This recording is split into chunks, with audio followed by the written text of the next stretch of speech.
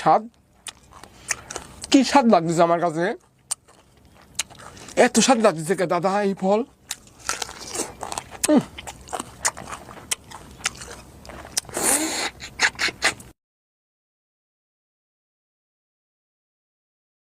সালামু আলাইকুম প্রিয় দর্শক এবং শ্রোতা, আল্লাহ সর্ব অবস্থায় আমাদের সবার মঙ্গল করুন সেই দোয়া এবং শুভকামনা জানিয়ে শুরু করছি।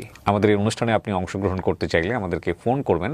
আমাদের ফোন নাম্বার হচ্ছে 09639888877।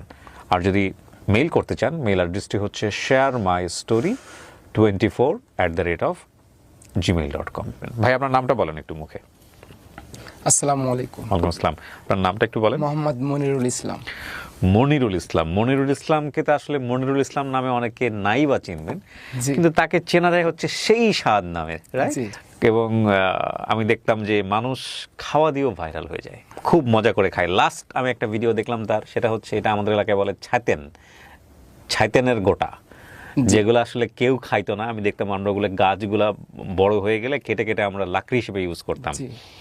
তো এই ছাতেনের গোটাতে আমরা ছোটবেলায় খেলতাম। আমাদের আঞ্চলিক ভাষা, বগুড়ার আঞ্চলিক যারা আছেন তারা হয়তো বুঝবে, ছাতেন গাছ অনেক বড় বড় হয় এবং এই গোটাগুলো পড়ে থাকতো। সকালবেলা আমরা এগুলো কুড়াই করে এনে খেলতাম এবং ওগুলোতে অনেক সময় আমরা গাড়িও বানাতাম, ছোট ছোট গাড়ি বানাতাম এগুলো দিয়ে। তো এই সেটা দেখলাম সেই গোটাটা সে খুব মজা করে খাচ্ছে। তো আমার খুব স্বাদ ছিল, কঠিন স্বাদের লোকটাকে আজকে নিয়ে বসেছি। And this show is for me actually. আমার খুব কোয়েরি ওনার সম্পর্কে জানার জন্য। সো আজকে আমরা গল্প করবো। মনির ভাই, আপনার বয়স কত? 28-29 এরকম। 28-29।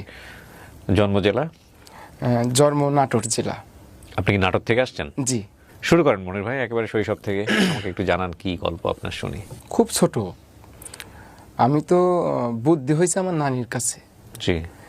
আমার বাবার বাড়ি থেকে একদম পাতাল কোলে করে নিয়ে আসছিল। আপনার মা? না, নানি। আচ্ছা। নানি নিয়ে আসছিল। আর মা, ওই টাইমে তো আমার তো জ্ঞান বুদ্ধি নাই, মানে আমার তো বুদ্ধি হওয়ার পরায় অনেক পরেই আর কি মা বাবার অনেক দ্রুত আমি শুনতে পাই, যখন জ্ঞান বুদ্ধি আমার হয়ে গেছে। বাপ মায়ের মধ্যে সম্পর্ক ভালো ছিল না? না, ভালো ছিল না। আচ্ছা।